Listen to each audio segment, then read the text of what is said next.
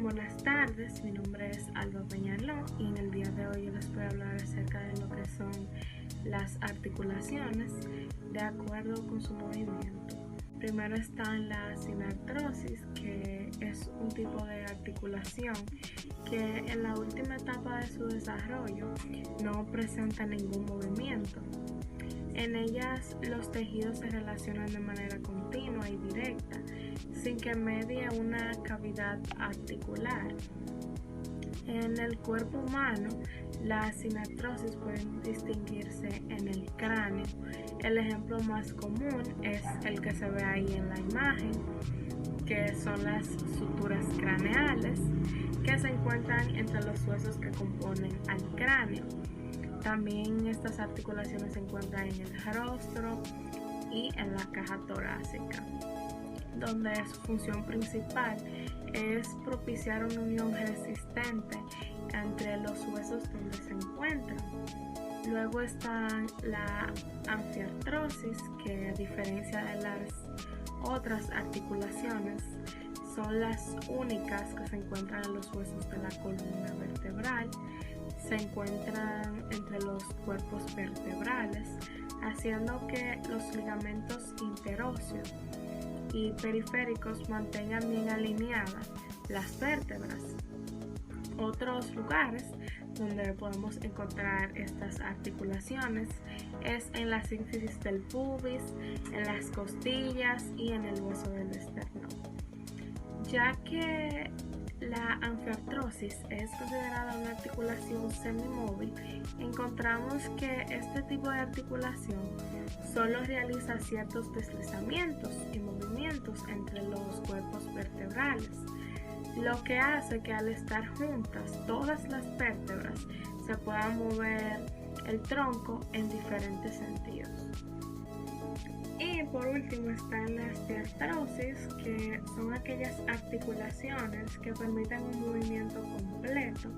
Estas incluyen muchas articulaciones óseas en los miembros superiores e inferiores. Ejemplos de estas incluyen el codo, el hombro y el tobillo. El codo en particular permite hacer movimientos de pronación y supinación y de flexión y extensión.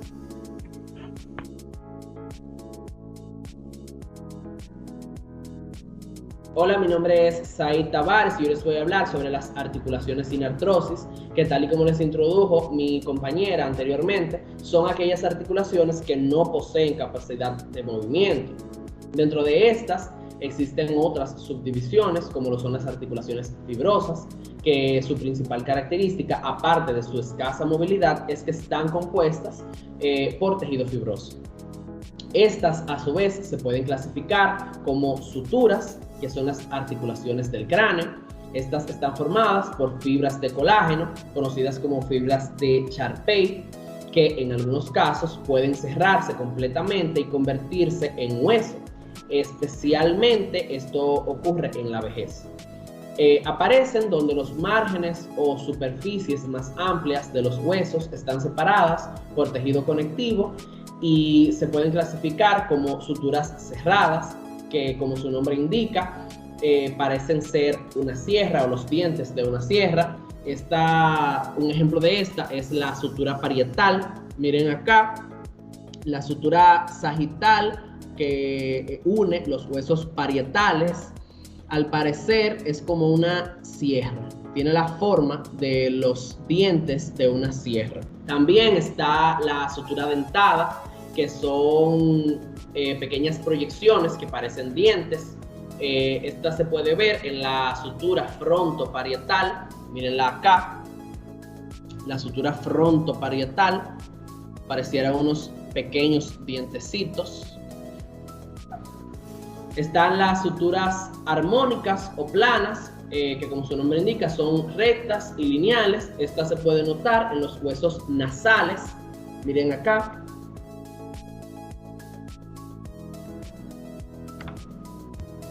Y las escamosas. es cuando un hueso se superpone a otro. El mejor ejemplo es el hueso temporal. Mírenlo acá, que pareciera una escama, literalmente.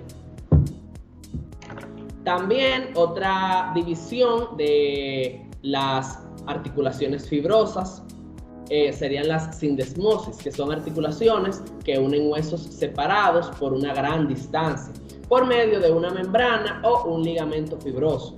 Un ejemplo de estas son las articulaciones que unen los arcos vertebrales. Este tipo de articulación puede dividirse en temporales y permanentes. Las temporales, como su nombre indica, se van desvaneciendo con el tiempo, como las fontanelas en el cráneo fetal o el cráneo infantil, donde todavía no está osificado. Sin embargo, cuando este proceso culmine, dejará de ser articulación sindesmosis y pasarán a ser suturas. Y las permanentes, como las membranas interóseas, son las articulaciones como por ejemplo esta que tengo acá, que ocurre entre la tibia y la fíbula. Miren acá, que están unidas por una membrana interósea. Miren acá. También dentro de la clasificación de las articulaciones fibrosas está la gonfosis. Estas solo se encuentran en los dientes y los huesos maxilares. Su nombre viene del griego gonfos, que quiere decir clavo, y se llama así porque anteriormente se pensaba que la inserción de los dientes en la mandíbula era muy parecida al proceso de un clavo clavado en una madera, en una tabla. Y por último está la esquindilesis, que es una articulación inmóvil ubicada en el cráneo, formada por una cresta que se observa en la articulación del vómer. Dentro de las articulaciones sin artrosis también se encuentran las de tipo cartilaginosa, que son las articulaciones que unen hueso con cartílago. Estas carecen de cavidad sinovial. Hay algunos ligamentos periféricos que ayudan a reforzar la unión entre la articulación, y en algún momento puede suceder en las mujeres que tienen un ligero movimiento a pesar de ser sin artrosis. Esto ocurre en el parto con ayuda de la relaxina. El cartílago de la sínfisis púbica se resplandece y permite la separación de alrededor de 1 centímetro entre los huesos del pubis para permitir la salida de la cabeza fetal a través del parto. Estas a su vez se subclasifican en 2 tipos. En primer lugar, la sincondrosis, que es una articulación cartilaginosa sin movimiento. Un ejemplo es la articulación entre el primer par de costillas y el esternón. Estas también se pueden clasificar como temporales o permanentes. En las temporales solo están presentes en la vida fetal o en los cráneos de niños muy pequeños, como de 2 años para abajo, antes de que ocurra la osificación. Ejemplo de esto es la articulación del esternón, donde no se ve cartílago luego de que ya está osificado. Y las permanentes son conocidas como sinostosis, como las que tenemos en la unión del sacro y el coxis, que hay como un pequeño fibrocartílago entre estas 2 estructuras óseas. Por último, dentro de las articulaciones cartilaginosas tenemos las sínfisis, que constan de una almohadilla fibrocartilaginosa compresible que conecta 2 huesos. Este tipo de articulación permite un poco de movimiento, que esta es la que habíamos hablado anteriormente del parto, y generalmente se encuentra en la línea media del cuerpo o la línea sagital, y la encontramos por eso en el esqueleto axial solamente. La más conocida es la sínfisis del pubis.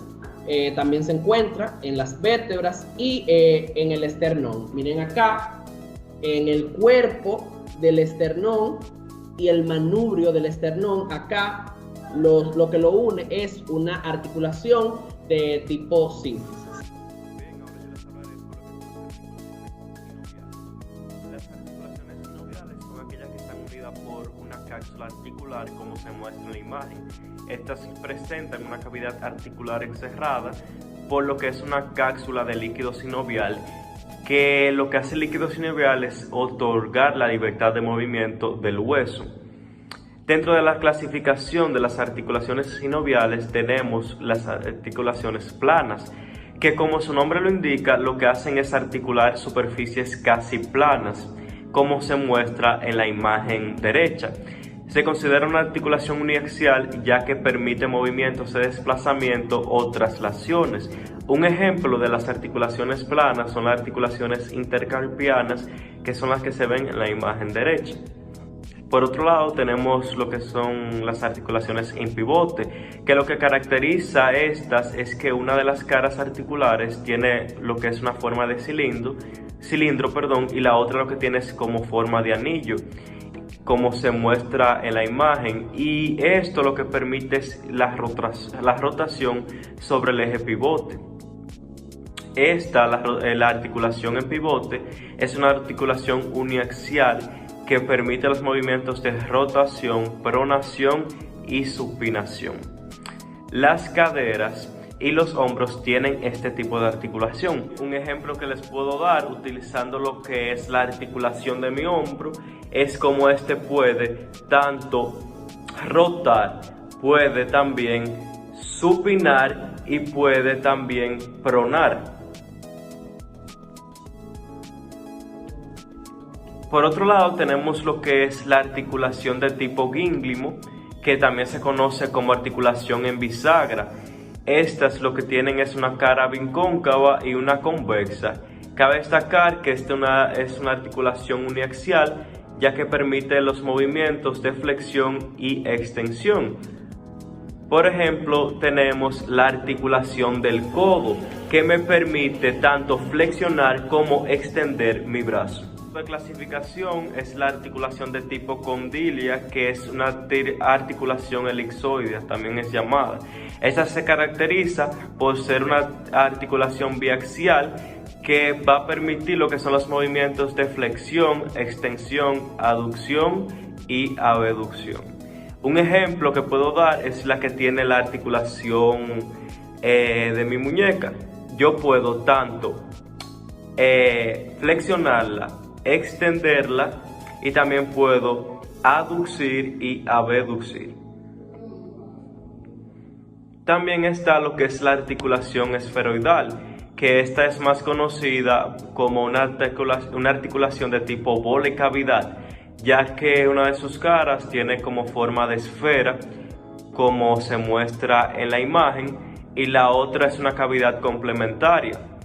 Esta es una articulación multiaxial, ya que permite los movimientos de flexión y extensión, aducción y abducción, rotación medial, lateral y circunducción. Por ejemplo, utilizando la articulación de mi brazo, yo puedo flexionarlo, puedo extenderlo, puedo abducirlo, puedo aducirlo y puedo realizar lo que es la rotación lateral, medial y la conducción.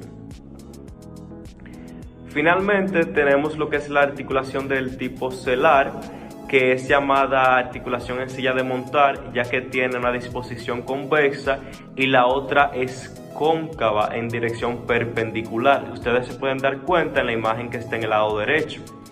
Esta es una articulación biaxial, ya que permite los movimientos de flexión y extensión y de aducción y abducción. Un ejemplo que podía dar es la articulación que hay entre el primer metacarpiano y el hueso trapecio, que es el que se muestra en la imagen.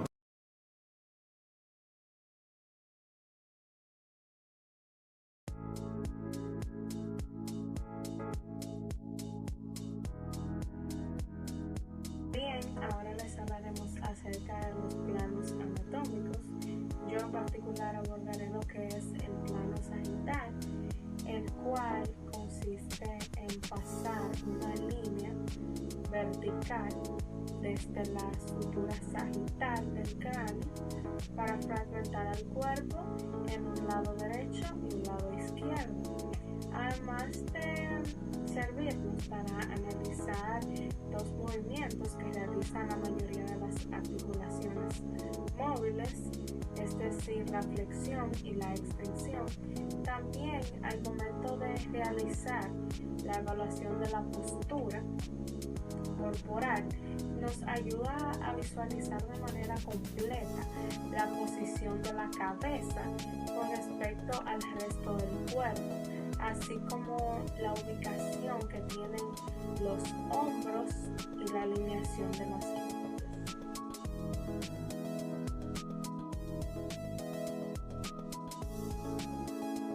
Voy a hablar sobre el plano frontal o coronal. Esta es una línea imaginaria que divide el cuerpo en dos partes. Si nos encontramos en posición anatómica, veremos que lo va a dividir de forma anterior o ventral y de forma posterior o dorsal. Según la etimología de los términos anatómicos, su nombre proviene de que es una línea imaginaria que atraviesa el corte frontal del cráneo. Y los movimientos que podemos hacer en torno a este plano son abducción y aducción.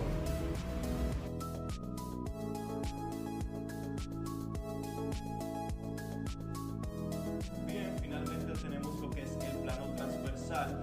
Este lo que hace es que traza una línea imaginaria desde lo que es la parte posterior hacia lo que es la parte anterior del cuerpo. También puede ser de forma retrógrada, o sea, de la parte anterior hacia la posterior.